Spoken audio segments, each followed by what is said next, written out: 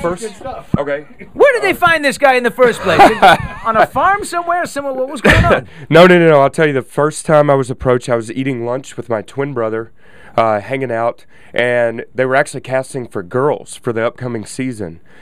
I was tapped on the shoulder and said, this may sound crazy, but would you ever consider going on The Bachelor? I've always been a fan of the show. I'll admit that. I've watched it front and back. And my first reaction, to be honest, was hell no. I mean, literally, I said those two words, laughing, of course, and then after a couple weeks, I decided, why not? Yeah, this is Hollywood. Any no you hear can be, the whole goal is to turn it into a yes. I've learned. How did your brother get shafted out of the whole thing? Was he married at the time, or? No, but very, very happily dating, and now he's married with one beautiful daughter. So to the same woman? Absolutely. Okay, because that would have sucked if he's like, he broke up with her. There's his brother in the hot tub with all the most beautiful girls in America. No. He was very happy for me, and that's exactly what I wanted, was to find what he had. Both brothers. They have beautiful wives and wonderful children, so that's what it's all about. We are in studio here with Brad Womack. He's the Bachelor again, and you're probably getting tired of hearing that again. And it's time to let this go, everybody, because I think you're the most responsible Bachelor yet. Thank you, man. In fact, what do? Ask him to marry you, and then 2 weeks later, when the cameras have stopped rolling, say, not really, see you later? Well, I think most people were upset about the fact that I didn't pursue a relationship. I don't think people wanted me to propose if I didn't feel it. I think people wanted at least a happy ending. And so I somewhat understand that. I really do. People always want a happy ending? Yes, they do. Here we go.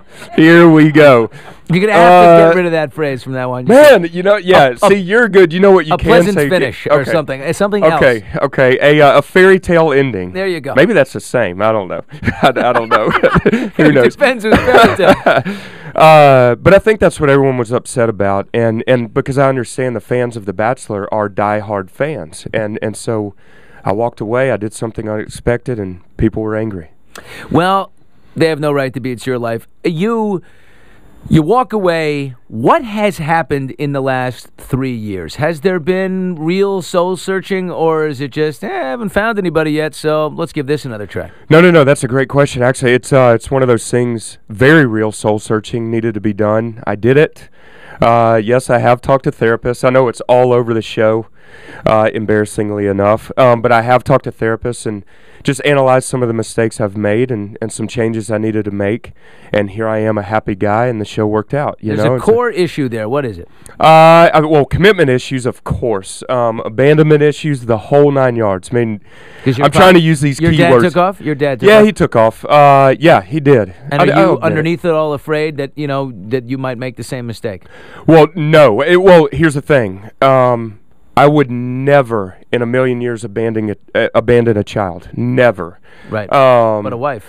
Never abandon a wife, but I think I was so fearful of just making that one commitment for life that I just didn't make it. So once I'm in, man. But isn't that a sign of you taking it more seriously than anyone else? I mean, I think you take it most seriously. It is a very serious decision. Look, I got married 13 years ago. Yeah. And I didn't make a vow to my wife. I made a vow to God to honor my wife and my kids throughout my entire life. That's a huge deal. Way more important than...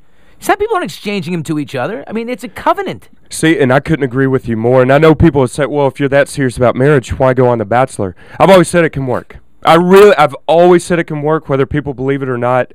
And I'm like you. Once I make that one commitment, it's for life. Unless my wife bails on me, it's for life for me. Hey, man, I'm the other way. I say, why wouldn't you go on The Bachelor? Of course you go on The Bachelor. This is the greatest way. God, I like this guy. Please. Costa Rica, I mean, you're sweet. Yeah. I mean, think of the bills that ABC is picking up for you to just go have a blast with 30 of the hottest girls in the world. I'm sorry. I had the time of my life. And I'm glad you point that out. Costa Rica, Anguilla, South Africa. Are you kidding me? I mean, it's some of the most beautiful places I've ever been in my entire life. And finding love along the way. And you found it. You found love. I did. I give you my word, man. I would never say I'm in love if I didn't mean it. I am very, very happily in love. She blonde? That's a great question. Is she or is she not? See, I'm good. Unfortunately, this is my second time around, so I've been trained well. Yeah. I've been trained really well. I don't think I can get tripped up. You know what? I like you too, Mike. I'm not going to try and do it. So I can just tell you this. My two favorite girls. Yeah. Let's hear it. Well, aesthetically. Okay. Just the two best-looking ones to me. Right. Are the ones who have kids. Oh, Michelle and Emily. Thank you. Yeah. Emily has a very powerful story, right? I mean, her does. fiance died in a plane crash, is it? Yep, you're exactly right. And then the next day she finds out, or very shortly after, finds out that she's pregnant. Very next day, and she was very, very much in love with this man.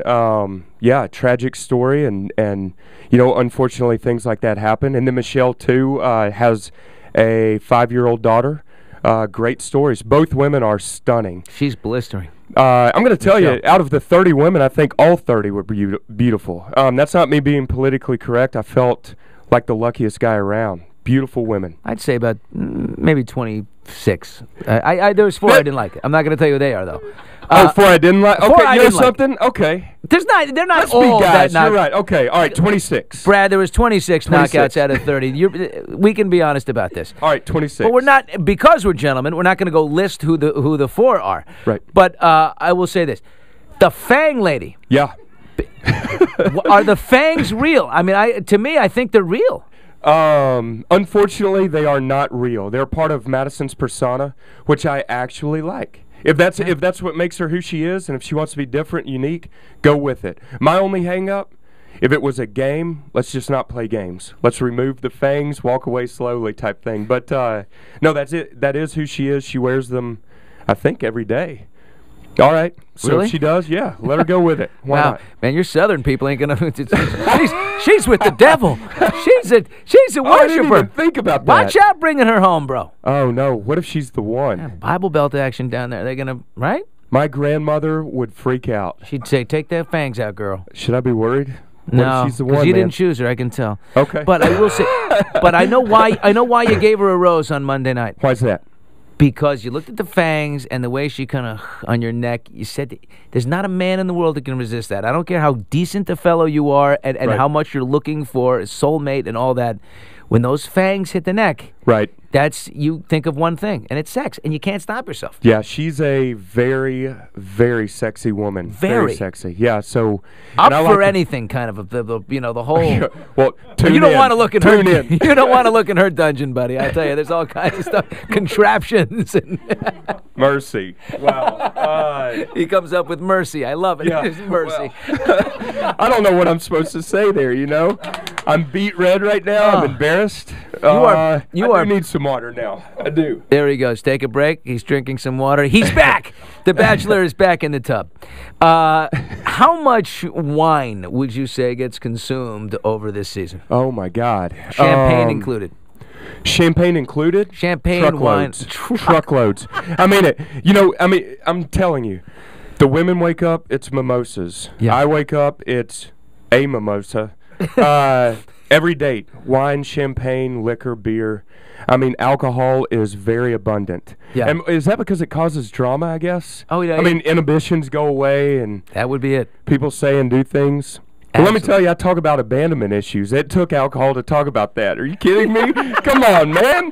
Yeah. I can see the producer sitting there like, he'll sing like a canary. Just give him a couple more glasses of champagne. There is there's a singing episode. I hope I can say that. You're going to sing? Okay. Yes, and I've never aspired to be a singer, and let me just say, it took a truckload of alcohol to get me to even sing one note. It's horrible, man. Oh, horrible. What song? Can I? Why not? Oh, it's in the press release. Yeah. It's one of the most difficult songs to sing. It is Seal's "Kissed by a Rose." Oh God, what are you doing, man? You don't go there. Come on. I told everyone I was going to open up, and they took that and ran with it. I look like a complete idiot. Well, you know what? Now, and sound like one. Yeah, but you're a sincere guy, so you open up that voice, you open up that heart, the ladies. Well, I got to tell you, my favorite Bachelor so far, man. I'm telling you very much. You're a very sincere guy. What else we got? What's coming up on Monday night's episode? What are we going to see here? I'm really excited about this. We have a date that there is a carnival in the middle of the woods. It's hard to explain, but it's the most over-the-top date I've ever been on in my entire life, and a lot of fun. A lot of fun. A private carnival in the woods. Private carnival. I mean, all the way down to cotton candy machines, Ferris wheels. All the rides that you see at a carnival, we had to ourselves. How many girls on the date with you? Just one. Just one? Yep, and so much fun. This particular woman. I mean, you'll see. We both lived every second of that date to its fullest. It was amazing. Is it Rockette Girl? That I can't say. Maybe not. Rockette Girl. Rockette Girl is a lot of fun. She's wild. She's wild. She's wild. Yeah, she's a lot of fun. Over the top personality.